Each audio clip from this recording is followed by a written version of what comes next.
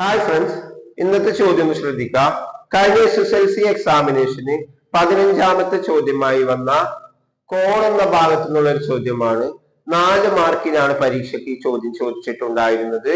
അപ്പോ ഈ ചോദ്യം നിങ്ങൾ ചെയ്യുന്നതിന് മുമ്പായി എന്റെ ഈ ചാനൽ ഒന്ന് നിങ്ങൾ സബ്സ്ക്രൈബ് ചെയ്യുക.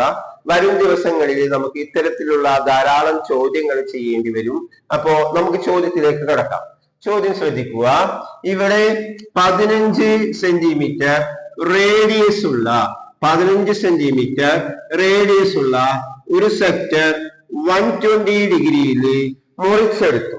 ആ മുറിച്ചെടുത്ത ഭാഗമാണ് ഈ സെക്ടർ അഥവാ വൃത്താംശം. ഈ മുറിച്ചെടുത്ത ഈ പീസ് എടുത്തുകൊണ്ട് നമ്മൾ എന്തുണ്ടാക്കി? ഒരു കോണ് ഉണ്ടാക്കി. ഒരു കോണ് നമ്മൾ ഉണ്ടാക്കിയിട്ടുണ്ട്. ഒരു വൃത്തസ്തൂപിക ഉണ്ടാക്കി. ഈ വൃത്തസ്തൂപിക ഉണ്ടാക്കി ഇതുപോലെ വെച്ചപ്പോ ഫസ്റ്റ് ചോദ്യം വരുന്നത് നോക്ക്. ഇതിന്റെ ഈ പറയപ്പെട്ട ഈ കോണിന്റെ ചെരിവുയരം എത്രയാണ്? ചെരിവുയരം എത്രയാണ്? ഇതാണ് ഒന്നാമത്തെ ചോദ്യം. അപ്പൊ ആൻസർ ചെയ്യുമ്പോ നമ്മൾ ശ്രദ്ധിക്കേണ്ടത് ഇവിടെ നിന്ന് മുറിച്ചെടുത്ത ഈ 15 സെന്റിമീറ്റർ തന്നെയാണ് ഈ സെക്ടറിന്റെ ചെരിഞ്ഞ ഈ ഉയരം. ഈ സെക്ടർ വളച്ചെടുത്താണ് കോൺ ഉണ്ടാക്കിയത്. അപ്പൊ ഇതും എന്തെന്നെയാണ് വരാ? 15 സെന്റിമീറ്റർ തന്നെയാണ് വരാ.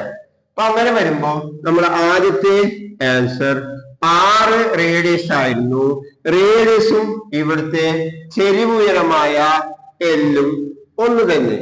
ചെരിവ് ഉയരം അഥവാ എല്ല് രണ്ടും ഒന്ന് തന്നെ. അപ്പൊ ആൻസർ എത്ര കിട്ടും? 15 സെന്റിമീറ്റർ നമുക്ക് ലഭിക്കും.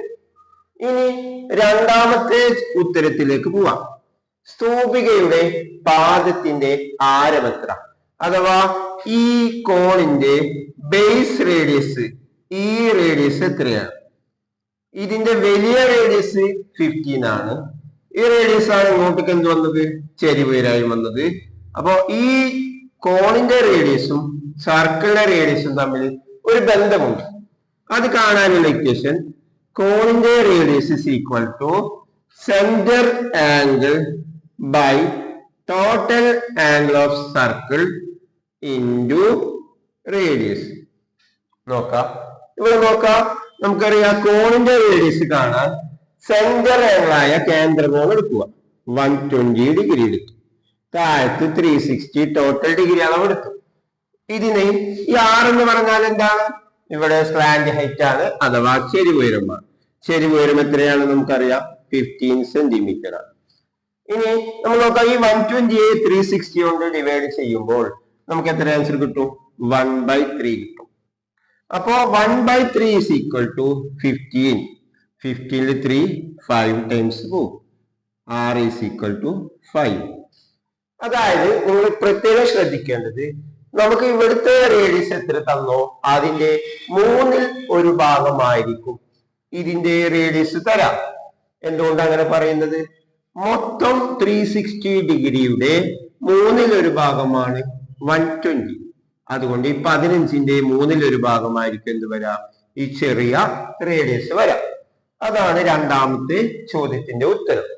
ഇനി മൂന്നാമത്തെ ചോദ്യത്തിന്റെ ഉത്തരം, ഇതിന്റെ വക്രതല പരപ്പളവ് കണ്ടെത്തുക അഥവാ കർവ്ഡ് സർഫസ് ഏരിയ, വക്രതല പരപ്പളവ് കണ്ടെത്തുക എന്നാണ്.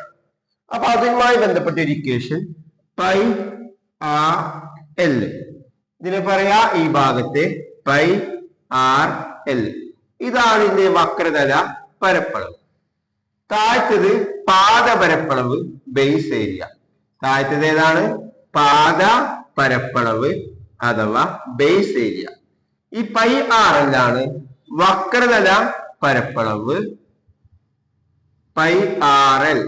ഓക്കെ, നമുക്ക് കാണേണ്ടത് വക്രതല പരപ്പളവാണ്. വക്രതല പരപ്പളവിനെ പൈ ആർ എൽ എന്ന് പറയാം. എന്താണ് വക്രതല പരപ്പളവ്? ഈ ഭാഗത്തെയാണ് വക്രതല പരപ്പളവ് എന്ന് പറയാം. ഈ ഭാഗം. ഈ താഴത്തെ ഭാഗം പാദ പരപ്പളവ് അഥവാ ബേസ് ഏരിയ എന്നാണ് പറയാം. അപ്പൊ നമുക്കിവിടെ കാണുമ്പോൾ പൈ ആർ എൽ കണ്ടുപിടിക്കണം. വക്രതല പരപ്പളവ് അഥവാ CSA കണ്ടുപിടിക്കണം. പൈ അതുപോലെ എഴുതുക.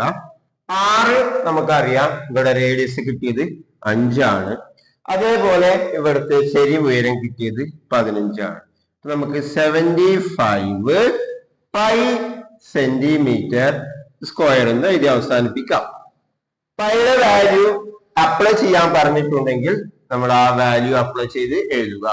പൈയുടെ വാല്യൂ 3.14 എന്നോ അല്ലെങ്കിൽ പൈയുടെ വാല്യൂ 22/7 എന്നോ എഴുതി ആൻസർ അവസാനിപ്പിക്കണം. ഓക്കെ, ചോദ്യം മനസ്സിലായെന്ന് വിചാരിക്കുന്നു. ഉത്തരവും അതുപോലെ മനസ്സിലാക്കി ചെയ്യാൻ ശ്രമിക്കുക.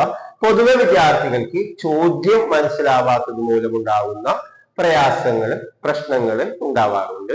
ശ്രദ്ധിച്ച് സൂക്ഷിച്ച് വായിച്ച് നിരന്തരം പ്രാക്ടീസ് ചെയ്താൽ ഏത് ചോദ്യവും എളുപ്പം മനസ്സിലാക്കാനും അവ എഴുതാനും അത് നമുക്ക് മാർക്കായി നേടാനും സാധിക്കും.